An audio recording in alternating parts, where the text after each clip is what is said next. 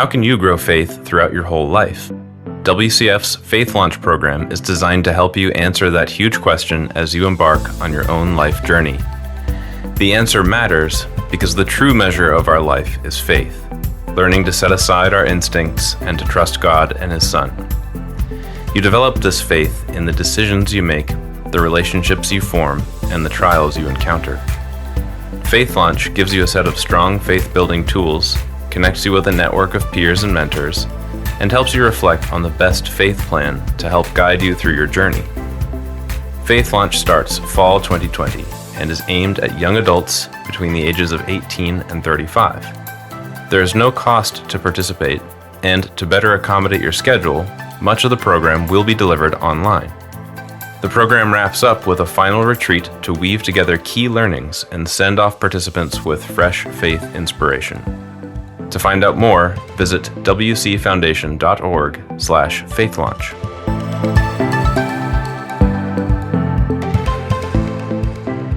Hi, this is Levi. Before we get into this episode, I wanted to take a quick minute to introduce a few of the other podcasts in the WCF Podcast Network. Tom and Naomi are exploring how we interact in our ecclesial relationships in From the Platform.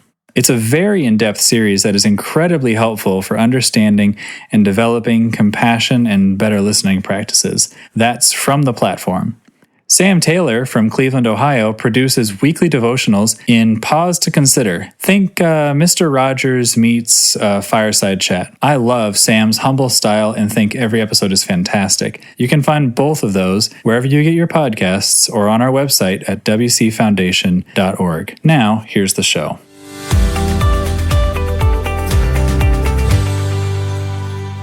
Welcome back to A Little Faith. This is a podcast sponsored by the Williamsburg Christadelphian Foundation. A Little Faith podcast explores both the challenges and hope of living a life of faith. In this episode, Levi and Helen interview Brother David Andrews in Guyana, Brother Ian Neblett in Panama, and Brother Dale Andrews in Canada. They discuss the online study day, Responding to Racism, a Biblical Perspective, that was held on June 27th, 2020. The group also share their experiences and faith learnings in bringing our children up to have confidence in their own identity in Christ and what we all as believers can do to be more inclusive in our ecclesial life. Welcome back to A Little Faith. I'm very excited about the conversation we're going to have today. You guys organized a study day, which you had, I guess it was about 2 months ago now. And that was very well attended, and I think the discussions are obviously very important at this time. We've had all sorts of unrest all throughout the world lately due to, on what we call social justice or racial issues. So yeah, we were going to talk some more about that study day, what you guys covered there, and see how we can help each other. I think especially now, because I think the brotherhood, young people, old people, everyone is kind of curious about what they should be doing, what they should be saying, what they should be thinking, how they talk to their kids or how they talk to their friends or their coworkers.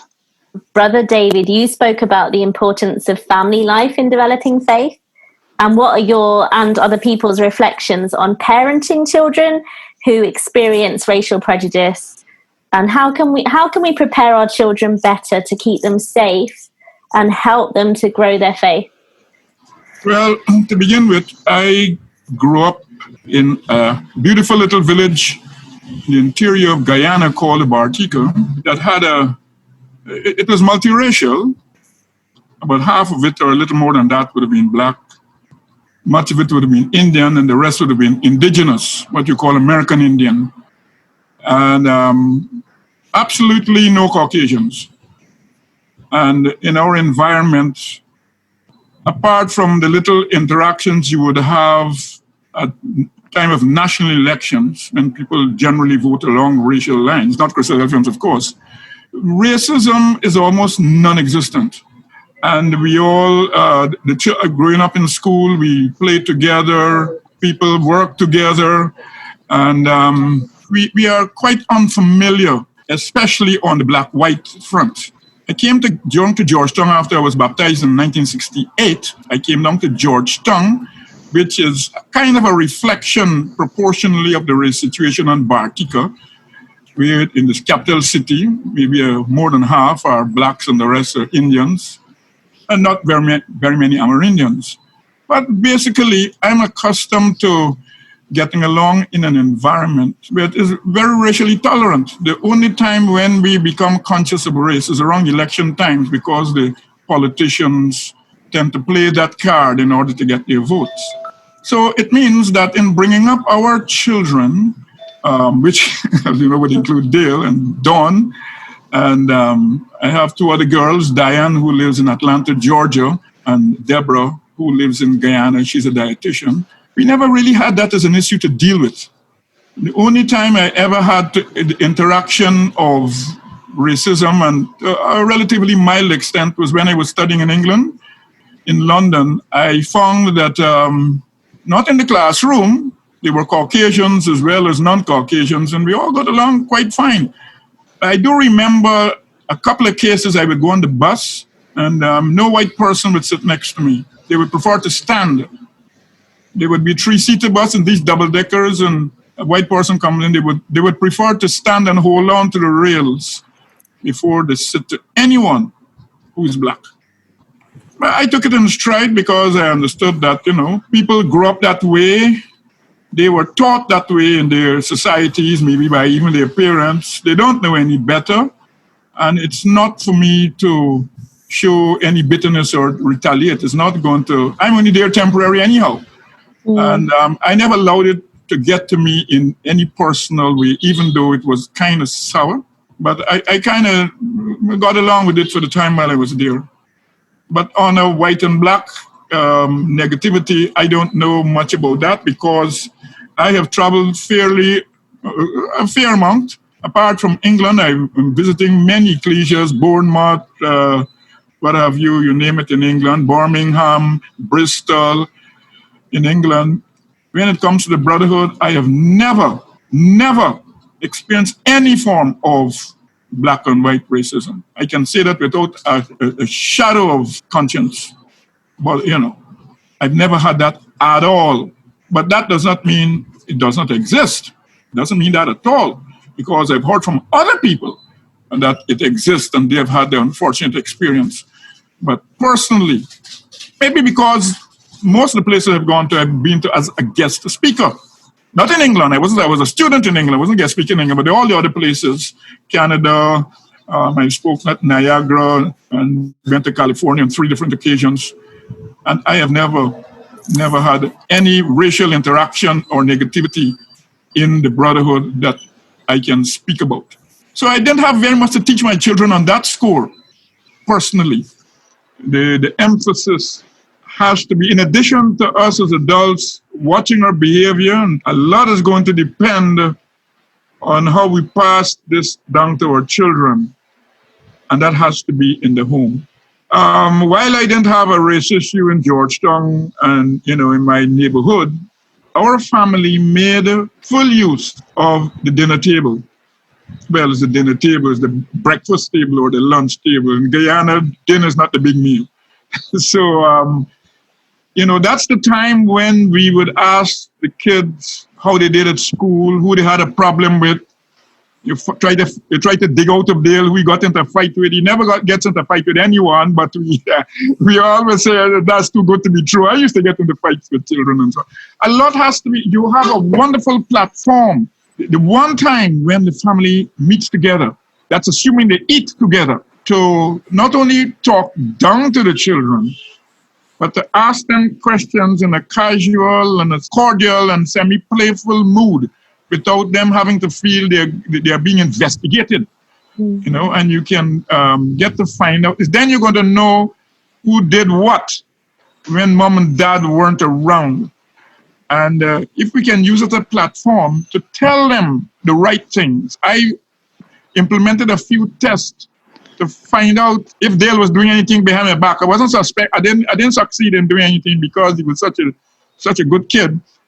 But sometimes you think it's too good to be true. I'm going to catch him sometime. I never did. So I was never able to catch him. But that is a time when you try to find out their views of life and have them corrected. And this question with the racism thing, that's a good time to positively tell them that it is wrong, not waiting for it to come up, because they may never tell you, especially if they feel they're going to be indicted for it. You know, have anyone, if you got a race problem, are there any black kids in your school or white kids and so on? And if we're not necessarily how they treat them, you assume they treat them well, but how are they treated in school? What about the teachers, the minority, or whatever it is? Because there are times when the whites are minorities when they come out of North America and Europe. They become the minority. How do we treat them? And so on. So I would like to say that the eating table is a good platform to be proactive with the children. Find out how they are doing, what are really their unconscious views and outlook on the world out there when strangers, not of their ilk, are around, and take the opportunity to impress upon them what God expects of us and what we as parents expect of them, and let them know that, putting joke and fun aside, we are serious about it. They need to make that part of their character table. Do you think, though, that when we travel, you know, obviously, Brother Dale, I mean, I'm sure you've got more to say about this because you've traveled. You traveled from Guyana to England, now you're living in Canada. Not that there's a difference between cultures, but there are challenges from moving from one culture to the other? Yes, I think there definitely were challenges moving from between cultures. I do think that maybe as a child looking back at, you know, you asked that about the way in which preparation for keeping safe and growing faith. I think looking at it from the other end, I think overall we were just trained to kind of keep focused on the prize before us, which is our calling in Christ.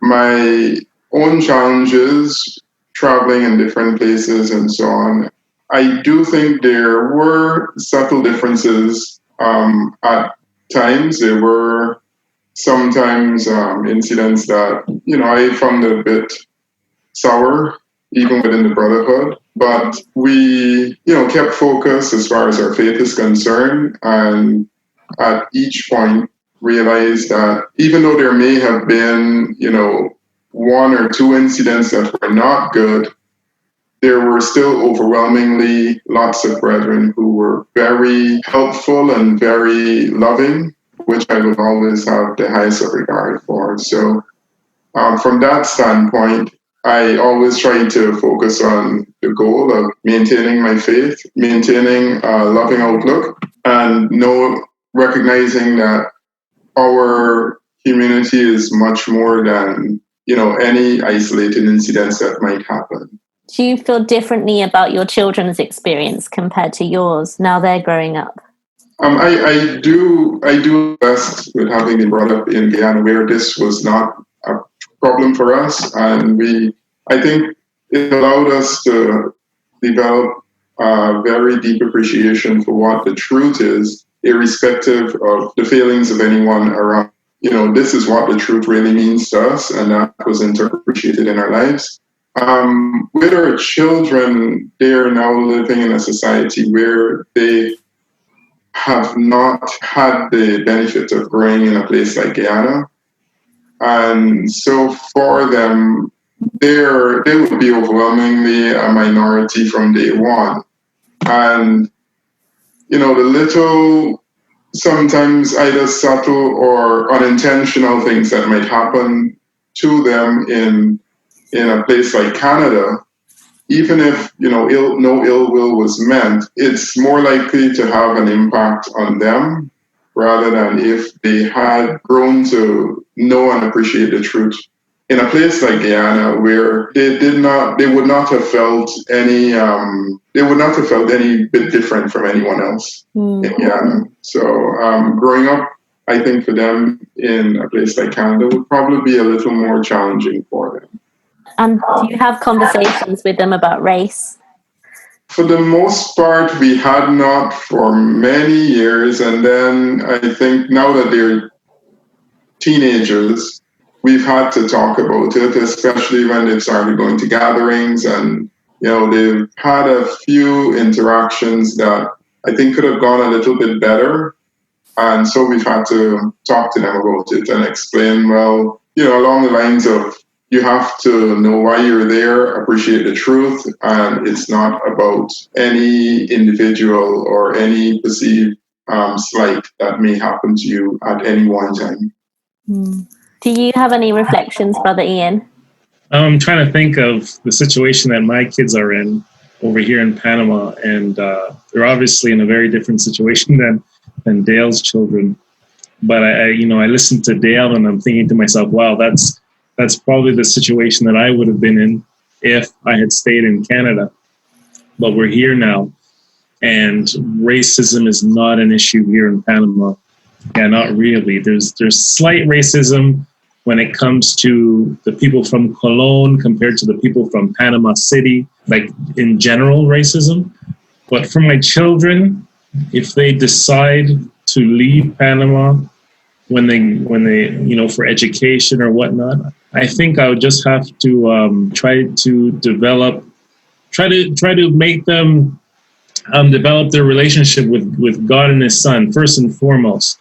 And I think that's the most important thing. Keep them focused on that. And also let them know make them aware of the potential disappointments that they may face in and out of the brotherhood. You have to be very blunt that they may face potential disappointments. And I think Dale mentioned the fact that we have to be consistent in helping them keep their eye on the prize, living the truth and living in the times that we are living in, and knowing that these are the last days. I think we have to be absolutely blunt with our children and letting them know that this is a life and death situation. And I think that's important to mention, especially with children at that age. Let them soak in that teaching that this is very serious. Yeah, and I think my kids are at an age now where I'm just taking in the advice from Brother David and Brother Dale. So I'm at an initial point right now with them. So it comes down to the matter of identity, an identity in Christ, and understanding one's identity in living in this world. And how can we encourage our young people to feel that identity is theirs and that they do belong to the family of God, and that is something that they want to be more a part of, if at times they don't identify with our wider community, our Christadelphian community? Like how can we help overcome those barriers where our young people are saying, well, I don't belong here, I don't feel I fit in, or I'm disappointed? How can we encourage them more? And I think it's also it's a universal question. It's not just about race. It's something we want for all our young people, regardless of where we come from. I think that's a tricky question, especially for those who are members of ecclesias with very little diversity, for example. In my opinion, the majority should always go out of their way to make the minority feel welcome. I think when that happens, that creates a beautiful thing when that happens. If that doesn't happen, the minority believer, let's say, of any race, still has options. They can take the lead or the initiative to raise awareness to cultural sensitivity. They can also be active in seeking friendships, outside of the ecclesia. Sometimes where someone may say, "Oh, I don't fit in," but they're closing their potential to go out there and meet other brothers and sisters. I felt that way at one point, and I kind of just stayed to myself, and I didn't realize that I can go out there and meet other brothers and sisters. So I think that's also there as well as an option. I think that what you guys are doing with social media, because these kids that are growing up now in this digital age, I think what you guys are doing can go a long way in helping people to fit in. I notice in the group chats that you have whites and you have and blacks commenting. So there's connections being made, which I think is good in the conversation. Just want to echo as well. I think the media work that you've been doing in terms of getting the stories out of all our brethren, I think it's a great initiative. I also encourage our children, for example, to try and travel as well, to recognize and value the many positive brothers and sisters of all races that we've encountered over the years, because I think when we think of the many positive ones, it's very hard to let a few bad incidents sour it. So I try to remind them as well to remember them always fondly, and to recognize that there are many like them if we would have a positive outlook. But if we only focus on the negative things, I think we're selling ourselves short. I'd like to endorse that. And I would want to be bold enough to say that something positive has come out of this pandemic, this COVID-19 pandemic. Sad as it is, that these online meetings we're having through Zoom and whatnot have brought many of us together, and it carries that potential to bring even many more together. So that young sister, well, mostly falls to the sisters, but the young brothers as well, who feel that they may not have potential mates in their own proximity or environment, that they are able to reach around the world. Now, my ecclesia here in Georgetown is just about roughly 20 people or so. The brothers and sisters is just about 20 of us. So on a bad day, you'll probably get about 15, and other times, especially if you have visitors, you probably get about 25. And in Guyana, you still, after 100 odd years, the truth has been in Guyana for over 120 years, we still do not have 100 brethren in Guyana. So just imagine that. How frustrating it can be to young people to be able to link up with those within our community who share our ideas and do not leave them exposed to the need to run out there to make friends and partners.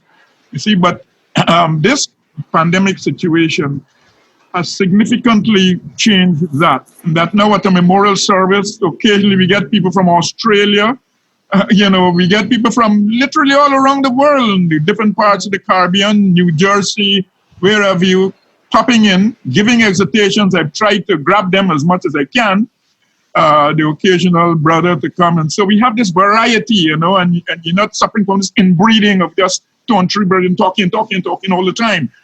And this can help the young people considerably to see that even within the brotherhood, we have a wider scope, a greater scope to meet one another.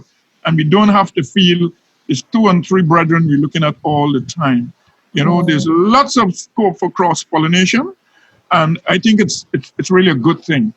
And as Brother Dale and Brother Ian were saying, what you're doing, the kind of work you're doing, helping to enlighten and to educate others, reach out to them and cause them to see that, hey, look, here's what some brethren in Australia think. Here's what some brethren in South Africa think, and so on. And this would tend to flatten the curve, I think is the word. Get people to understand, well, yes, I might have grown up in an all-black Christadelphian community. There are white-loving brethren out there, and vice versa. I think it's this idea we are cooped up, don't talk to black people, don't talk to white people. It's a disease born out of pure ignorance. This is what we're accustomed to, and that's what that has got to change, because we are advocating a mandate from our party leader, the Lord Jesus Christ, that he is coming to change that. So how could we behave any differently now while we wait? I can remember spending some lovely nights at Brother Jeff's home and all that football and all that thing we playing. I do not know what white and black racism is in the brotherhood, but I have to admit it does exist. But that's just one example, like being in someone's home. Yes. Is a step in the direction of getting to know each other better. Like whether that's on Zoom or whether that's physically being hospitable and welcoming people into our homes. And that's definitely a way we can be more welcoming and understand each other. Are there other examples of being more welcoming and being more understanding that you can share? To give some practical advice to our listeners, how can people be more welcoming, more understanding, more thoughtful? I really appreciated some brethren who were willing to even talk about this issue. I think there are too many that have just kind of buried their heads in the sand and said it doesn't exist. And I don't think that's helpful at all, because sometimes human nature, you assume the worst. But many of the brethren that over the years just reached out to my family. We've had many positive interactions with them, gone for suppers, had our sons spend like a week at their house doing all sorts of activities, and the bonds are just amazing. And my kids see their kids like their own family. So that making that effort helps. Even though you're in the same meeting, thinking about someone and reaching out to them and forming social bonds helps. As against, sometimes we can just fall into, we just meet in a group of our own little clique. And if, you're standing on the outside and you're always seeing one group going off by themselves and maybe posting, oh yeah, we're having a great time over here. And you're the one person on the outside looking, and after a while, it doesn't feel very encouraging. So I think having experienced many brethren who've made that effort, and kind of looked out for others within the group, I'll always remember them quite fondly. Yeah, I've had some excellent experiences as well growing up in Toronto, and I remember, just give you one example, how our ecclesia tried to be more engaging and welcoming to everybody, all the different ethnicities and stuff like that. We used to have themed lunches, for example. Instead of the regular chicken, mashed potatoes, whatever, we would have Mexican Day, or we would have Caribbean Day. We used to vary it up just so that people can experience, different cultures and stuff, to create that sensitivity. And I think it was so important. And, that's just one example of how an ecclesia can do things to be a little bit more culturally sensitive. Food just brings people together. Exactly. It forms connections. Power. That's what a table is all about. Yeah. Gathering around a table and sharing fellowship and growing our relationships in Jesus. When we come together, different ethnic groups, because particularly minorities are likely to feel a little apprehensive. You see, if you're the majority, you don't feel apprehensive. You say, oh, there are just two people over there, and the confidence tends to lie with the ones in the vast majority. I think it would behoove, I think Dale said something to this effect, it would behoove the ones who, especially if they're on home turf, to go out of the way to not only to befriend, but to involve the visiting minority, to involve them, get them to speak about themselves, get them to do things, and bring them genuinely into the subgroup so that they can feel as though they are brothers and sisters on the younger scale, at the youth level or whatever. Because you can attend, and yes, this is a nice group, we're all Christadelphian young people and so on, but you have these little pockets left out there, and the minority one, it's a little uncertain whether I'm being accepted. Do they really like me? They're just skinning their teeth, whatever. Can I really be part of this group? So one has got to extend the hand of fellowship, and not only accept, but bring them in and get them to participate, ask them about themselves, speak about mutual experiences so that people can know, yes, they're flesh and blood like anyone else. And not every time you see a minority, well, they're just beggars on the streets, or, it's an ignorant person who's never been to school. Or that idea, that branding, I think, breeds lack of confidence. And even though people come together physically, inwardly they are still apart. They have not been made to feel as though they can betray their thoughts to one another, or that when they leave and they go back, people won't be saying negative things about them. We talk about exchange of speaking platforms, where people from minority areas, people who are, speakers from minority areas, they would. I know this happens. I mean, I have been the beneficiary of this in many ways, often. But they also could be invited at the regular level, not only the big Bible schools and so on, to participate and exhort and exchange of platforms, things like that, right? We could have joint memorial services, gospel proclamation meetings, and so on. And they share the ecclesial and fraternal and general announcements. There's an ecclesia nearby. It might not have everybody that look like us. That's a little ecclesia over there. And, occasionally, you can't do it all the time, but occasionally you come together and let it be a real brotherhood. So those are little practical ways that I think we can try to get a handle on the day-to-day difficulties. And we all have skills and talents to bring to our ecclesias, and so we need to find out what those skills and talents are when we meet new people.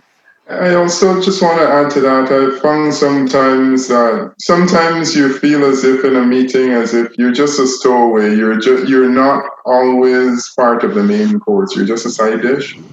But giving the opportunity to brethren to take on roles, sometimes even as much as calling them to do a reading or prayers, it helps. It sometimes seems as if you're just there, but you're not really part of it.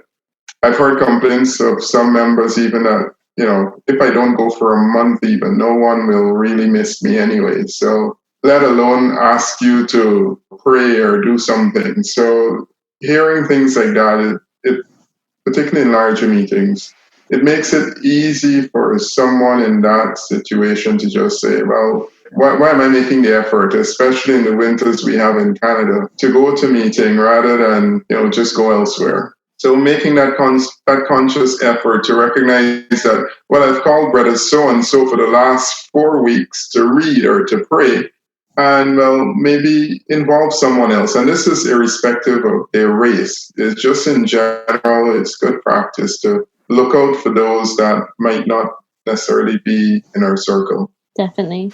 Yeah, that goes back to what Ian said. I'm going to keep thinking about that he kind of was saying that it's always the majority's job to include a minority, and that can go multiple ways outside of just black and white race issues. That might be an answer for what an ecclesia can do.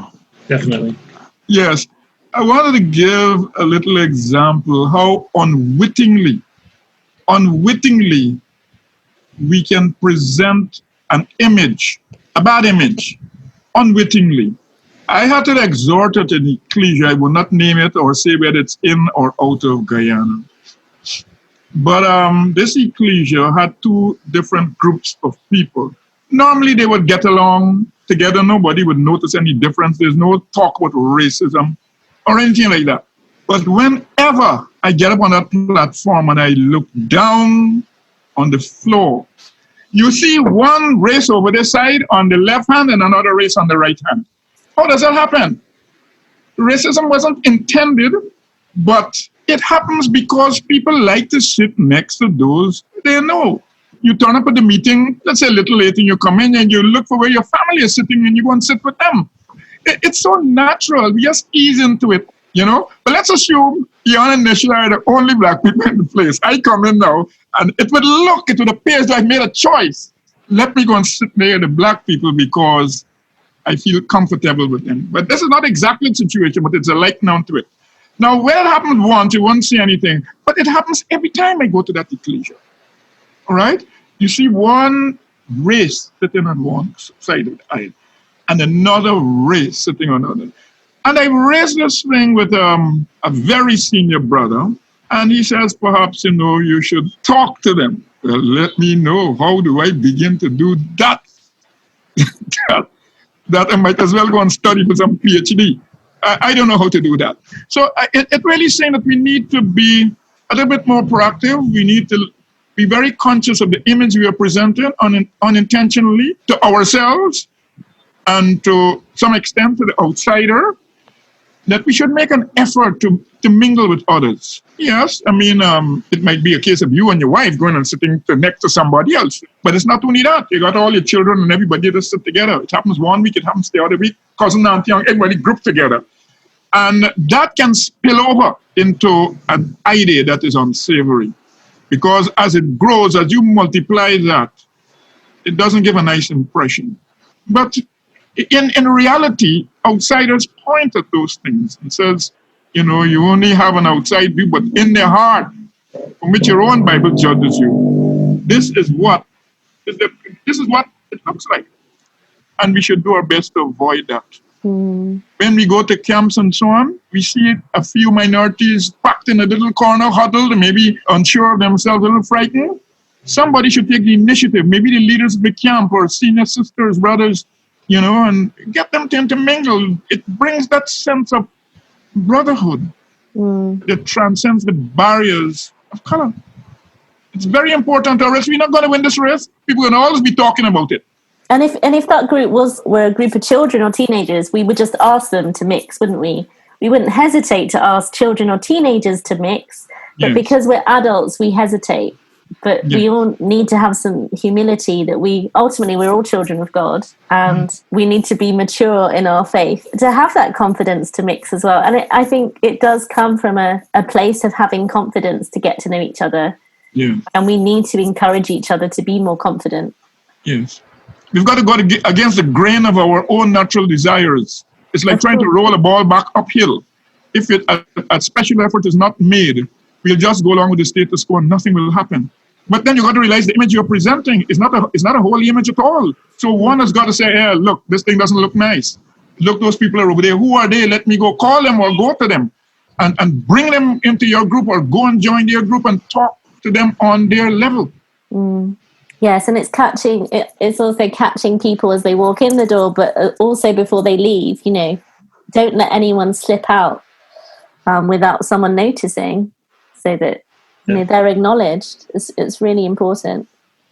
At our ecclesia here in Koreatown, the brother who does the announcements announces every absence, which I thought was strange when I first joined.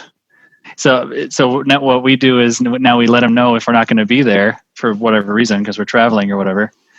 And at first I thought, well, that's not really good. Like, if someone doesn't come, they shouldn't be like public information. They don't come. But on the other hand, I think the beauty of our ecclesia here at the Los Angeles Hispanic Ecclesia is that you are missed. It is guaranteed that if you didn't come, everybody knew. And if when you do come, you're expected and greeted and welcomed. I think it's interesting. I think racial injustice, racism, how to respond. It's kind of just gets down to like what we're saying, which is love, which is be inclusive and reach out to people and care. It's kind of what you all have said. It's like it's a systemic problem, and that's a systemic solution. And from that point of love, I feel like you were saying that we need to build more resilience in our young people, a resilience of faith and a resilience of integrity in Jesus, that regardless of where they are in the world, especially if they do move around and they travel, that God is with them and that they always have that identity regardless. Yeah, like Dale said, that it's important to know brothers and sisters so that when or if you experience racism in our community, you have a balance, right? You don't think the whole community is that certain way. And that's so our ecclesias should absolutely be that. Just wanted to add as well, just that brethren should be comfortable talking about this topic. I know for myself, it's been a journey. A year ago, I would have never imagined I could possibly be talking about such a topic with Christadelphians. But I realize had to learn to realize the benefit in being able to talk openly about it. Just like anything else, it kind of decreases mistrust and opens avenues for positive engagement and for some people even healing of wounds. I've just had to learn over the last few months how many brothers and sisters have had so many negative experiences that they've just had pent up within them, and there was no way of talking about it. It's like you're just facing a wall of brethren who probably just sweep it onto the carpet. And so I found it good to talk about it and have open dialogue so that brothers and sisters, if possible, can heal and some can move past. There's been some who've left the truth, and some have said they want nothing to do with Christadelphians at all as a result of their experiences. And I just think if there was an formal way in which, or even informal, that these topics could be spoken about, just like any other thing, and also to recognize that as a community, we have to stand up and say it is wrong, because we don't know what we don't know. And if, as a majority, we just think, well, I don't see it, so it doesn't exist. That doesn't mean it doesn't exist. And to be willing to listen to others, listen to their stories, I think it goes a long way in fulfilling our mandate of being disciples of Christ, of caring for the lost sheep, and actually bringing back some who've been wounded along the way. Yes. I mean, I have heard quite a few stories over the last few months, and I feel it's really important that people need to share, to work through any trauma they have, to then be able to move on and then be able to do something more positive or be in a positive place. And at that point, we've been talking about love, and we've been talking about being more welcoming. I mean, that's ultimately how we are going to preach the gospel better. When anyone who comes into our midst can see that love and see us unified. And that must be the most important thing that we are showing to anyone who's a part of us or who walks in our doors. I think you mentioned the fact, being able to move on is important.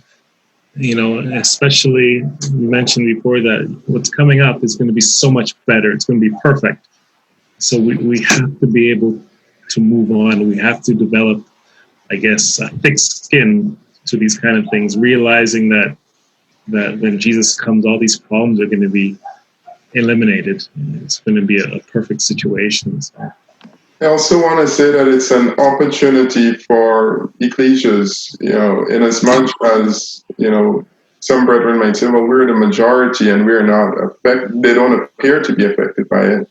Some of these difficult conversations I think it's mutually beneficial, because if we do have prejudices within, and everyone, irrespective of color, suffers some of these things, I think it's actually an opportunity that should be welcomed to address it before Christ comes back, rather than, have someone going around thinking that, well, Brother X or Sister Y in that church over there is a hypocrite because they've done this to me or done that, and it's never been addressed. There was no opportunity for reconciliation or apology or anything, or even clarification of what might have just been a misunderstanding. So having these conversations is mutually beneficial, and it should be recognized that just like any other sin in our lives that we're trying to root out of our lives, it should be approached the same way rather than just swept under the rug. Mm-hmm. Because doing that, while we might think we're serving God to the best of our knowledge, maybe we might be surprised that at the judgment seat, Christ actually sees that there was a problem with us that he never addressed.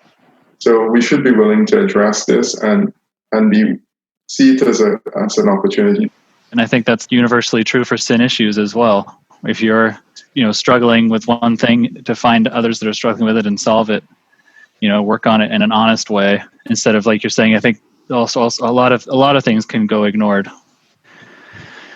We've had families here in our area and other people that have been in touch with us through the podcast, who are raising teenagers. And when in June, when there was a lot of these protests all around the country here in the U.S., how do you answer your kid who says they want to go to this protest, and they may be white or black or whatever? And I think that to me is still a big question for us here, because the logic being, or the argument being, that the teenager is saying, well, I want to do something and I want to help bring more justice to the world. That would be what they would say. So there is some thinking, right? We're obviously getting caught up in emotions, but that's the thinking.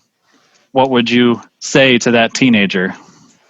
I think those who are marching in principle have a good cause, especially what they saw on television about the Floyd story. We don't have to go through that again. I think what we talk about racism in that context is not just white and black not maybe clashing with each other. It's more about institutionalized racism, meaning one party, one race is disadvantaged in the critical areas of society because of their color. In other words, they cannot get certain kinds of jobs. They cannot go into certain types of universities. Certain things, certain meaningful things that can make them contribute to the structure of the society do not favor them. They are unlooked. This is not just somebody, I don't like you, your skin is black, you shouldn't live in my street. I'm not talking about that. That's the minor part. I'm talking about that where their whole family, they're being obstructed from giving out the potential in life because certain things they cannot aspire to within society, even though Obama might have been president. I think that is the real grouse here. And could only look at it from the Christadelphian standpoint, from the biblical standpoint. And that is pointing to the scriptures and who we are. The ideals we hold there are pretty exclusive. They are not normal. They run contrary to much of the edicts of what society is calling us to be, to participate in society. Everybody feels a natural urge to participate in society and to make the environment, the city, and the borough a better place.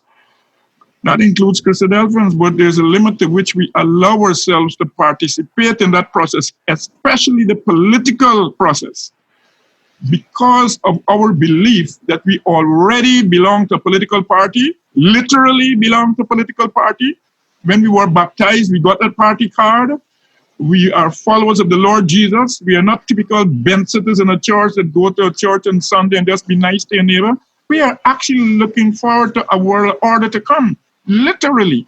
And most people cannot understand it. It makes no sense.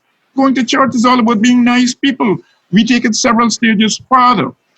In the scriptures, one of the stories that stand out for me is the story about Judas Iscariot.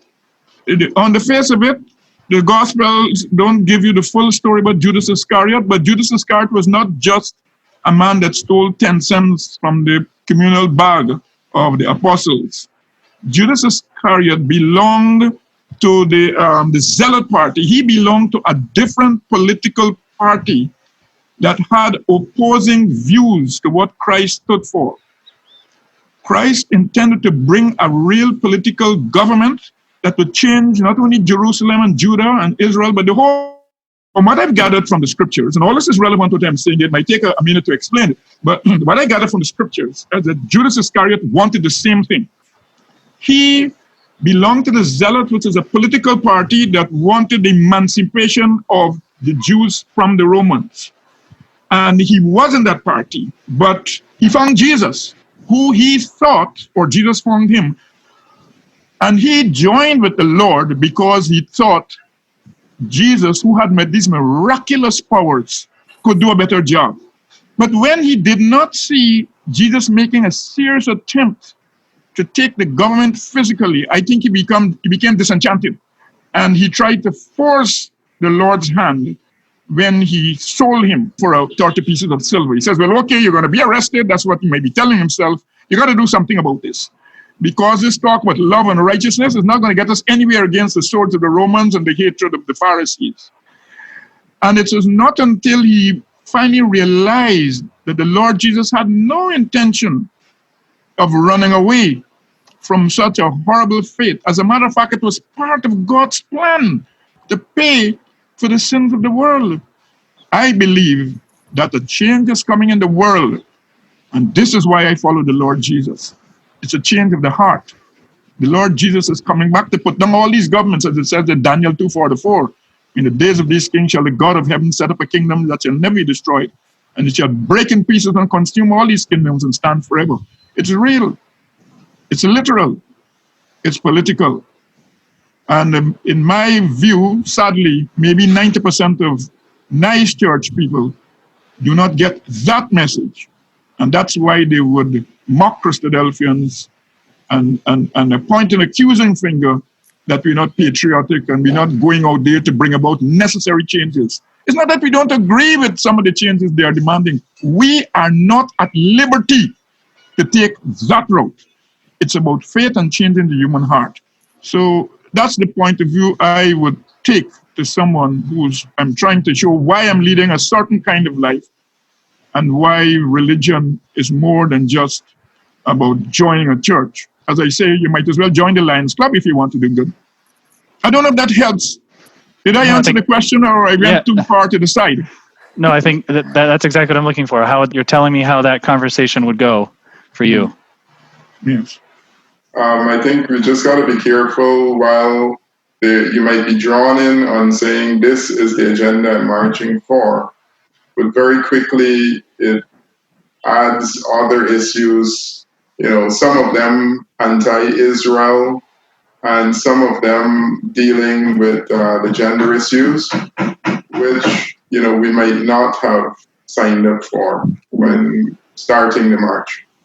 And in addition to that, I've seen a lot of these marches, and it's almost like a carnival-like atmosphere in some of them. So I'm sure, that's not what Christadelphians would want to stand for either. There's carnivals, there's vandalism, I've seen, looting, stuff like that. But as Brother David mentioned, some of the stuff we could agree with, but it's the additional things that kind of tarnish the whole initiative. You guys had your study day in June responding to racism. Is there anything that you've learned or thought of since then? Like, have you had the thought of, I wish we had talked about this or said that or hadn't said that or anything like that since June? I think it's such a wide subject that it's hard to cover everything. But the few things that I thought we could have maybe done a bit more, for example, one is dealing with practical areas of how this affects your faith, particularly. And I think this podcast is going to do exactly that. So I think there are different angles that could have been taken to approaching this subject. And at the time, it seems so long ago, but at the time, it was an immediate need to address the prevailing conditions where, protests seemed much more heightened.